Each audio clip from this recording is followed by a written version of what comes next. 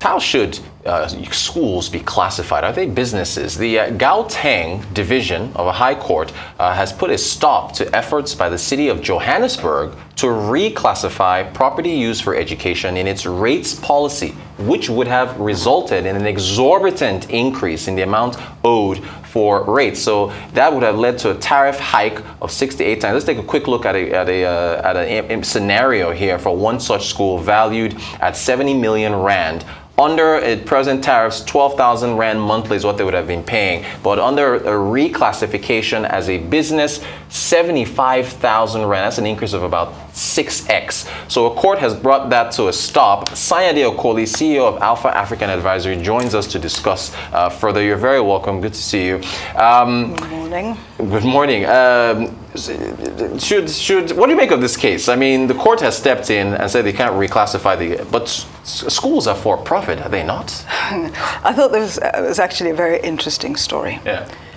So you say they're for profit, but the reality is, I can't think of very many cities in particular that where the public sector can educate 100% of the children. Okay. So you need private schools. Right. Imagine what happens if some of these private schools close down, as it was, I believe, the start of 2022 in Joburg. They had 1,400 grade 1 and grade 8 students that they were struggling to place in schools at the start of the year. So there's already a deficit in school slots. But here's why I found this even more interesting. I'm sure you've heard me talk a lot about this. Yeah.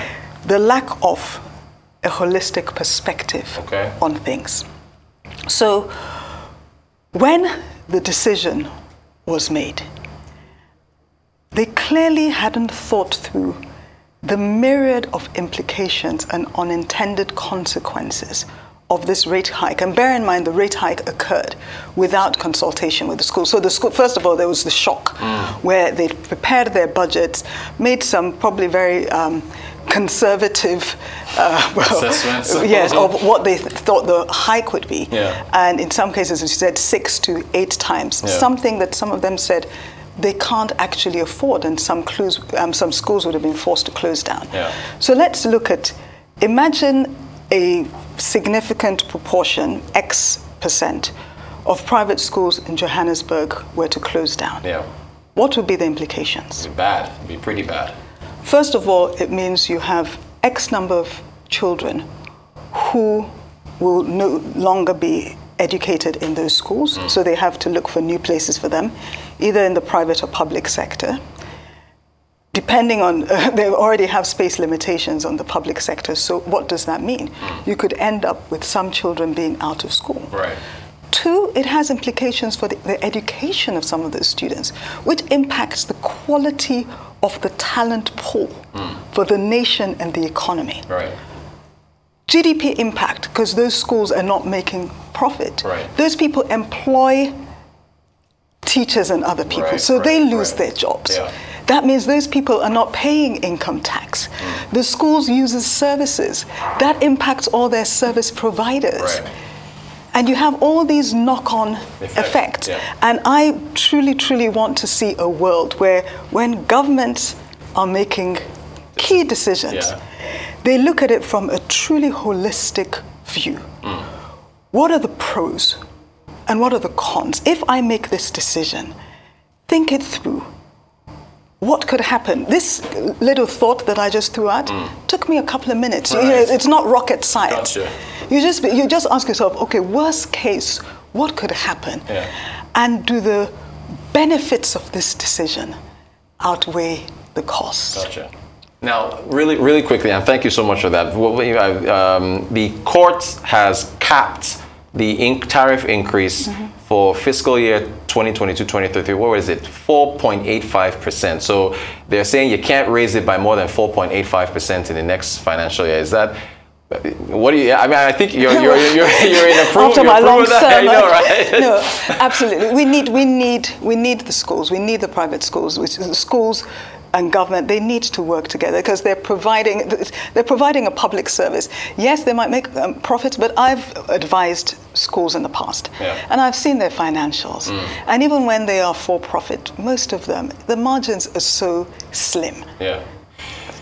You know, if I will turn this to something going on in Nigeria, the head of, I think it was ASU, was asking for a 10% increase in education tax. Now, of course, the pushback from the private sector was, well, it was 2%, then they moved it to 2.5. What have we done with the 2.5? Do you, with the kind of support, where I'm going with this is, with the kind of support that schools and education is needed, do you support higher taxes to fund, you know, them? How do you think that should work? Because you're asking me whether I want to pay higher education taxes. Okay, so there you go. Surprisingly, the answer is no. Right. I don't.